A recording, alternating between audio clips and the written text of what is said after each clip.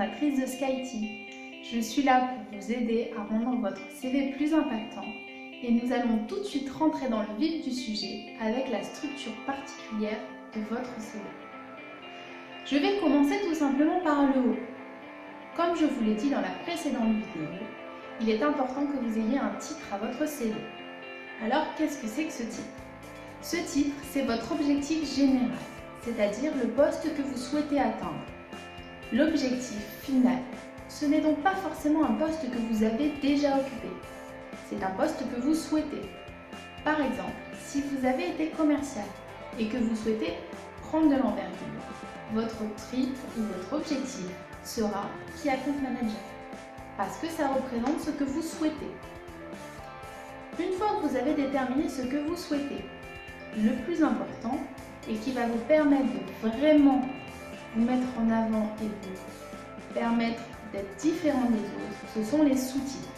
C'est-à-dire que vous allez avoir votre titre, par exemple, à une police qui est en 16 et vous allez mettre des sous-titres juste en dessous, en 14, qui seront des sous-titres plus précis, vous permettant de vous différencier de votre voisin. Par exemple, si je recrute un commercial, je vais avoir 10 personnes qui ont fait de la prospection et qui en ont peut-être tiré des résultats tout à fait convenables. Comment choisir? Si dans votre sous-titre de CV, vous avez déjà indiqué à votre recruteur en quoi vous étiez différent, alors vous avez tout gagné. Ça peut être très large, ça peut partir d'une compétence linguistique. Par exemple, vous souhaitez devenir assistant export, vous avez 3 langues à votre actif, vous êtes donc bilingue russe, bilingue espagnol et bilingue en anglais. Ça peut par exemple vous permettre de faire la différence avec votre voisin qui ne sera pas bilingue en russe. Le deuxième point, c'est de pouvoir mettre une compétence métier qui vous est propre. Je reprends surtout ça pour les compétences techniques, par exemple les logiciels ou les choses très particulières de votre métier. Ensuite, vous avez la particularité secteur.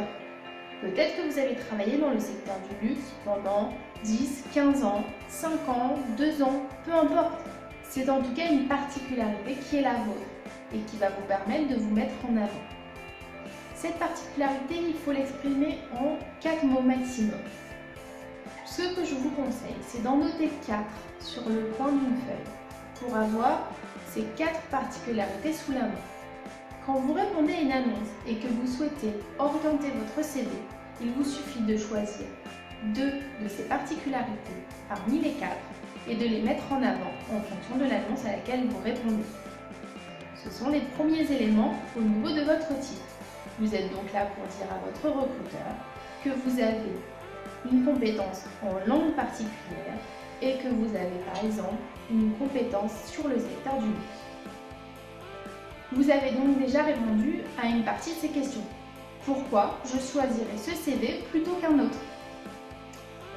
Ensuite, vous allez pouvoir faire la différence la plupart du temps, et ça c'est très français, avec vos expériences. Au niveau de vos expériences, la structure générale, c'est tout simplement de créer une image dans la tête de votre recruteur. La première chose, c'est de pouvoir dire à votre recruteur: voilà ce qui s'est passé, voilà où on est. Vous allez donc le placer dans un contexte temporel, ensuite dans un contexte sectoriel, et ensuite lui dire ce que vous faisiez.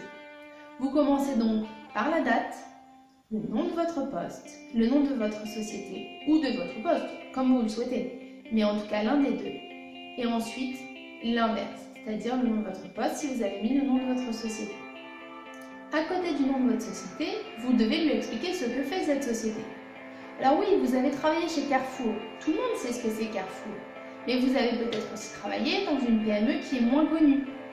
Et du coup, il est important, pour des soucis de rigueur, de mettre les 2 secteurs d'activité des sociétés dans lesquelles vous allez travailler. Pour ça, il faut que ça soit très simple, très clair et très court. Par exemple, Carrefour, vous mettez entre parenthèses hypermarché. N'allez pas plus loin. Ne commencez pas à raconter la vie de Carrefour parce que ça vous prend de la place et surtout ça ne vous met pas vous en valeur. Ensuite, ce qui est important, c'est d'aller dans le détail de vos expériences. Pour cela, je vous invite à aller travailler sur vos moteurs et de faire tourner votre CV autour de vos moteurs.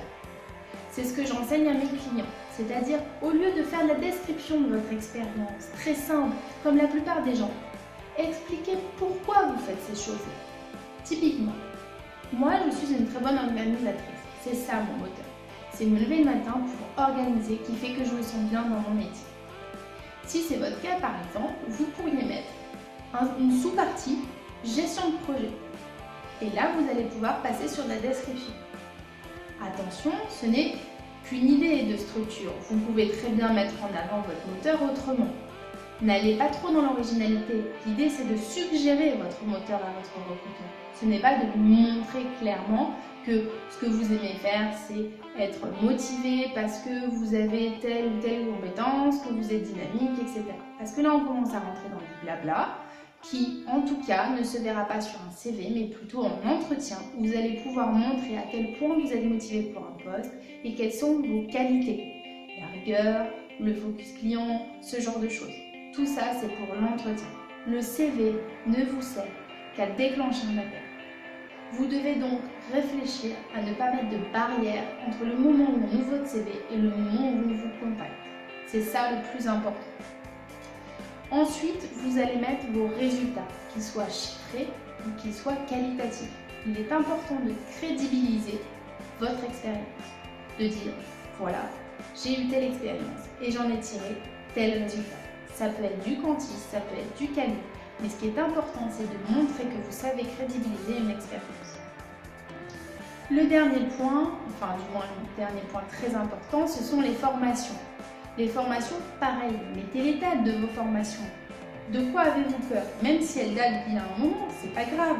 Vous les avez, vos connaissances théoriques. Il faut les signifier.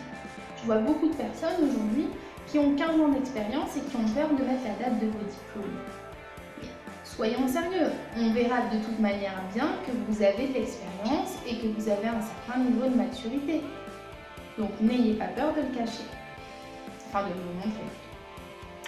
L'idée ensuite, c'est dans vos formations de pouvoir dire ça c'est une formation continue, ça c'est une formation initiale, vous permettant de montrer aux recruteurs que grâce à votre formation continue, vous avez continué de donner des apports théoriques et des apports qui sont peut-être plus précis par rapport à votre formation initiale qui était peut-être plus généraliste.